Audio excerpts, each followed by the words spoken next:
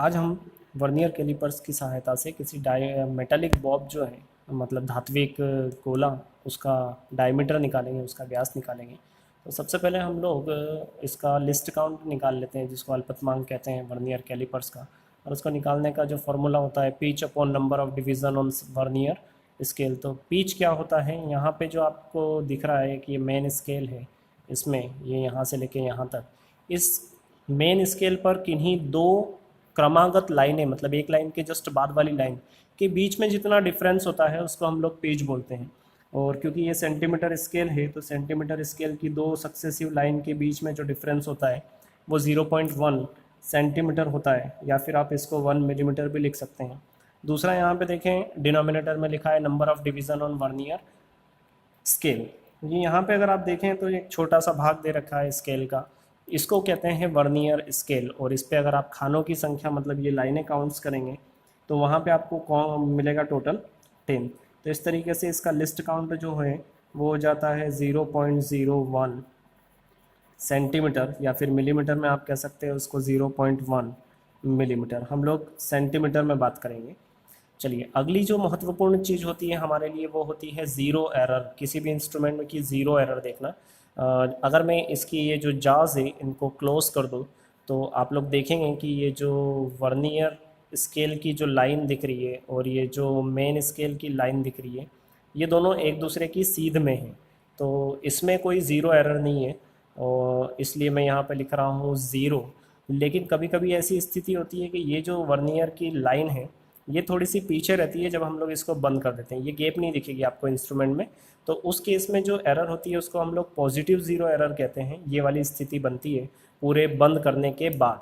अभी इसमें नहीं है, कुछ इंस्ट्रूमेंट में इस टाइप की होती है।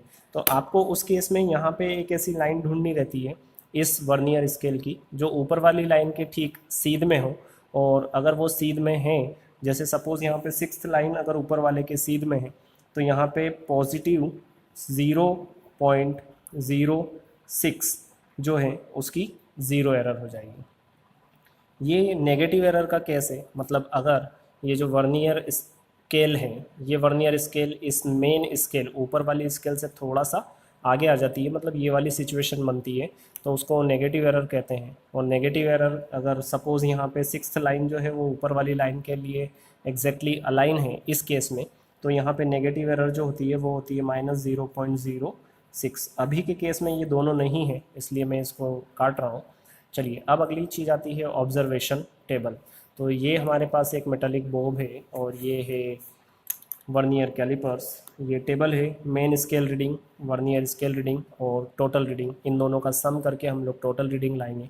यहाँ पे 3 मैंने नंबर लिखे हुए हैं, सीरियल नंबर, क्योंकि हम लोग 3 बार ये प्रैक्टिकल करेंगे तो इसकी जो एक्यूरेसी है वो थोड़ी अच्छी हो जाएगी। अगर एक बार रीडिंग लेने में कोई गलती होती है तो दूसरी बार हम लोग उसको सुधार सकते हैं। मैं थोड़ा सा इसका डिस्क्रिप्शन बता देता हूँ आपको कि ये वाला जो भाग है ये एक्सटर्नल रेडियस को डिटरमाइन करने के लिए यूज़ किया जाता है, जस्ट लाइक दिस। और ये वाला जो ऊपर वाला भाग है ये इंटरनल रेडियस को मेज़र करने के लिए किया जाता है। जैसे मैं आपको एक एग्जांपल बताता हूँ कि मेरे पास एक ये इस का मुझे इंटरनल रेडियस निकालना है, तो मैं इस तरीके से इसको फिक्स करके इंटरनल रेडियस निकाल सकता हूँ इसकी। और एक यहाँ पे अगर आप पीछे देखेंगे तो जब मैं इसको आगे बढ़ाऊँगा यहाँ से, तो ये यहाँ पे एक स्ट्रिप बाहर निकलती है। तो ये स्ट्रिप जो है ये डेप्थ मेज़रमेंट के लिए होती है, गहराई को नापने के लिए होती है। मतलब आप इस तरीके से इसको किसी इंस्ट्रूमेंट में अंदर इंसर्ट करके और उसकी गहराई इसकी सहायता से नाप सकते हैं। चलिए, हमारा जो मेन काम है हम उसको करते हैं।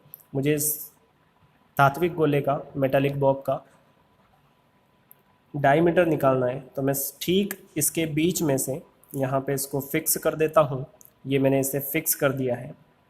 और उसके बाद में सबसे पहले आपको ये देखना है यहाँ पे कि ये जो ये वर्नियर स्केल है, इसने मेन स्केल की कौन सी लाइन को क्रॉस कर लिया। देखें, ये जो 2 है, 2 सेंटीमीटर, 1 सेंटीमीटर, 2 सेंटीमीटर, तो ये लाइन 2 सेंटीमीटर को क्रॉस कर चुकी है। लेकिन आप लोग अगर गौर से देखेंगे तो ये 5th लाइन को क्रॉस नहीं कर रही है, थोड़ा सा इधर है। तो मेन स्केल की रीडिंग जो है वो हो जाएगी 2.4। अभी इसने 5th लाइन को क्रॉस नहीं किया है, तो हमारी जो मेन रीडिंग हो गई है वो है 2.4 सेंटीमीटर। अब वर्नियर स्केल की रीडिंग, मतलब यहाँ पे एक इनमें से लाइन आपको ऐसी ढूंढनी है जो ऊपर वाली इन मेन स्केल की लाइनों की ठीक सीध में हो, मतलब ठीक अलाइन हो। तो जैसा कि मैं यहाँ पे देख पा रहा हूँ, ये जो थर्ड लाइन है, ये सेकंड लाइन, ये सेकंड लाइन ऊपर वाली लाइन के ठीक अलाइन है। तो यहाँ पे उस केस में यहाँ पे लिखना पड़ेगा मुझे 2, सेकंड लाइन है, सेकंड डिवीज़न है, और इसको मल्टीप्लाई करना पड़ेगा इसके लिस्ट काउंट से वर्नियर कैलिपर्स का, जो कि होता है 0.01। तो हमारा रिजल्ट जो होता है वर्नियर स्केल की रीडिंग बनती है वो होती है 0.02। अब मेन स्केल और इसको जोड़ दें आप, तो आपकी फाइनल रीडिंग हो जाएगी 0.42 सेंटीमीटर। अभी आपने इस स्थिति में निकाला था, अब मैं इसको 90 डिग्री से रोटेट कर रहा हूँ। इस तरीके से मैंने इसको 90 डिग्री से रोटेट किया और फिर मैं रीडिंग ले रहा हूँ यहाँ पे इसको फिक्स करके। तो आप लोग देख सकते हैं कि मेन स्केल की रीडिंग तो ऑलमोस्ट वही आती है 2.4। मेरे पुराने वीडियो में किसी ने कमेंट भी किया था कि रीडिंग चेंज कैसे हो रही है। तो मेन स्केल की रीडिंग बहुत कम चेंज होती है। वर्नियर स्केल की रीडिंग थोड़ी सी वेरी कर सकती है 1 और 2 पॉइंट में। तो यहाँ पे अब मैं वर्नियर की एक लाइन देख रहा हूँ जो कि ऊपर वाली के ठीक एग्जैक्टली अलाइन है, तो वो है थर्ड लाइन। यहाँ पे थर्ड लाइन ऊपर वाली लाइन के एग्जैक्टली अलाइन है। इसको मल्टीप्लाई कर रहा हूँ इसके लिस्ट काउंट से, तो ये हो रहा है 0.03। अब इन दोनों का मैं सम कर रहा हूँ यहाँ पे, तो ये हो रहा है 2.43। और मैं एक बार इसे इस एंगल से भी, क्रॉस एंगल से वैल्यू अगर लूँ, तो फिर से आप लोग देख सकते हैं कि मेन स्केल की रीडिंग तो ऑलमोस्ट सेम है, मतलब 2.4। और अब मैं अगर यहाँ पे देखूँ तो मुझे फिर से थर्ड लाइन जो है ऊपर वाली लाइन की, वर्नियर स्केल की थर्ड लाइन, थर्ड डिवीज़न, वो लाइन है ऊपर वाली लाइन से। तो ये हो जाएगा 0.03 वर्नियर स्केल की रीडिंग, इन दोनों का सम कर दीजिए 2.43। इस तरीके से हमारे पास 3 ऑब्जर्वेशन आ चुके हैं। आपको यहाँ पे निकालनी रहती है इन ऑब्जर्वेशन की मीन वैल्यू, ताकि हम लोग जो एक्यूरेसी है उसके थोड़ा सा नज़दीक चले जाएं।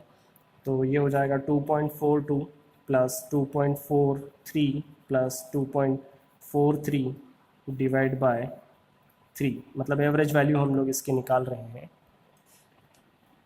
चलिए, इन सभी का सम करने पर ये आंसर आ रहा है, उसको 3 से डिवाइड करने पे ये आ रहा है। इस तरीके से हम लोगों ने डायमीटर निकाल लिया मेटालिक बॉब का, वो है 2.42 सेंटीमीटर। अगर इस मेटालिक बॉब का आपको वॉल्यूम निकालना है तो ये स्फेरिकल है, इसलिए आप V = 4/3 पाई आर क्यूब के थ्रू इसकी वैल्यू निकाल सकते हैं। तो यहाँ से आप इसकी रेडियस निकाल लीजिए मेटालिक बॉब की, इसको 2 से डिवाइड करेंगे तो आंसर आएगा 1.21 सेंटीमीटर।